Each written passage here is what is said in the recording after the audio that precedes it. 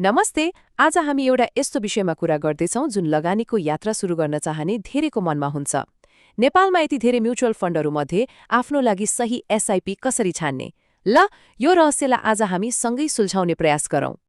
लगानीको बारेमा सोच्ने बित्तिकै सायद सबैभन्दा पहिले यही प्रश्न मनमा आउँछ। एसआइपी त गर्ने, तर कुनमा गर्ने? बजारमा यति धेरै विकल्पहरू देखेपछि अलमलमा पर्नु त स्वाभाविक नै हो। तर चिन्ता नलिनुहोस्, आज यही अलमललाई हटाएर स्पष्टतातिर अघि बढ्नेछौँ। हाम्रो आजको यात्राको बाटो एकदमै स्पष्ट छ। हामी सुरु गर्नेछौँ सबैभन्दा ठूलो प्रश्नबाट, त्यसपछि म्युचुअल फन्ड र एसआइपीको आधारभूत कुराहरू बुझ्नेछौँ, अनि केही महत्त्वपूर्ण नम्बरहरूको अर्थ खोतल्दै अन्त्यमा विभिन्न फन्डहरूलाई कसरी तुलना गर्ने भनेर हेर्नेछौँ। हो, लगानी गर्ने भनेर सोच्ने बित्तिकै बजारमा हेर्यो म्युचुअल फन्डहरूको त लामै लिस्ट देखिन्छ, अनि सुरु हुन्छ कन्फ्युजन। यति धेरै विकल्पहरू देख्दा निर्णय नै लिन नसक्ने अवस्थालाई एनालाइसिस प्यारालाइसिस पनि भनिन्छ। तर यो समस्याको समाधान छ। कुनै पनि ठूलो निर्णय लिनु अघि जग बलियो बनाउनुपर्छ, होइन त? त्यही भएर हामी सुरु गर्नेछौँ एकदमै आधारभूत कुराहरूबाट। एक एक पाइला गर्दै अघि बढ्दा सही फन्ड छनौट गर्न धेरै सजिलो हुनेछ। अब सबैभन्दा महत्त्वपूर्ण कुरामा आउँ। धेरैलाई लाग्छ कि लगानी एसआइपीमा गर्ने हो, तर यो एउटा एकदमै कमन भ्रम हो। वास्तवमा लगानी एसआइपीमा होइन, एसआइपी मार्फत एउटा म्युचुअल फन्डमा हुन्छ। त्यसैले पहिले म्युचुअल फन्ड के हो त्यो बुझौँ। त्यसो भए म्युचुअल फन्ड भनेको के हो त? सोच्नुहोस् त, यो एउटा ठूलो बास्केट जस्तै हो जहाँ धेरै मानिसहरूले थोरै थोरै पैसा जम्मा गर्छन्, अनि त्यो जम्मा भएको पैसालाई विज्ञहरूको एउटा टिमले, जसलाई फन्ड म्यानेजर भनिन्छ, विभिन्न राम्रा कम्पनीको शेयर र बन्डमा लगानी गर्छ। कति सजिलो, होइन? ल, म्युचुअल फन्ड बुझ्यो। अब पालो एसआइपीको। र फेरि एकपटक दोहोऱ्याउनुपर्छ, एसआइपी आफैमा लगानी होइन, यो त केवल लगानी गर्ने एउटा तरिका, एउटा माध्यम मात्र हो। सिपको पूरा रूप हो सिस्टम्याटिक इन्भेस्टमेन्ट प्लान। नामले नै भन्छ, यो एउटा व्यवस्थित योजना हो जहाँ हरेक महिना एउटा निश्चित रकम एउटा निश्चित म्युचुअल फन्डमा जम्मा गरिन्छ। यो त एउटा अनुशासन हो। यसले बजार कहिले घट्यो कहिले बढ्यो भनेर टाउको दुखाइरहनु पर्दैन, लगानी गर्ने बानी बसाल्छ। सिप सुरु गर्न त झनै सजिलो छ। जम्मा 3वटा स्टेप्स।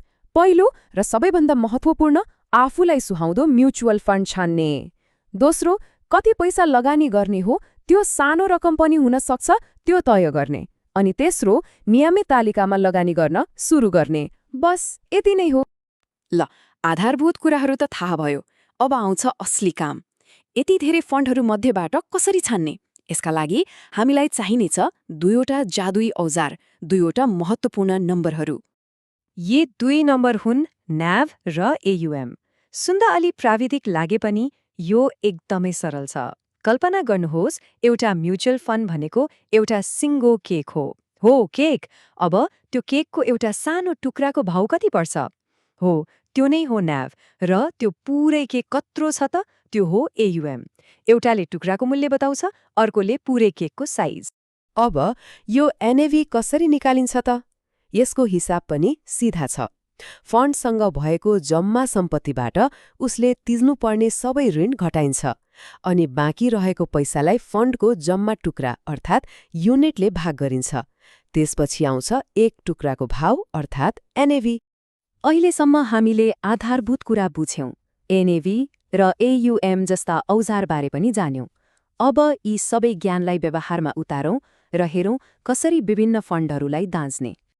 कुनै पनि म्युचुअल फन्डलाई जाँच्दा मुख्यतया यी 4 कुरामा ध्यान दिनुपर्छ। पहिलो, फन्डको इतिहास, कति पुरानो छ र त्यसले विगतमा कस्तो काम गर्यो। दोस्रो, फन्डको आधिकारिक आकार, मतलब यसको क्षमता कति छ। र तेस्रो र चौथो, हामीले भर्खरै कुरा गरेका एनएभी र एयुएम, जसले फन्डको हालको स्वास्थ्य र बजारमा यसको स्थिति देखाउँछ। ल, अब एउटा उदाहरण हेरौँ। मानौ 2वटा फन्ड छन्, ए र बी। फन्ड ए 5 वर्ष पुरानो छ, यसको एयुएम पनि ठूलो छ र न्याभ 12 रुपियाँ छ।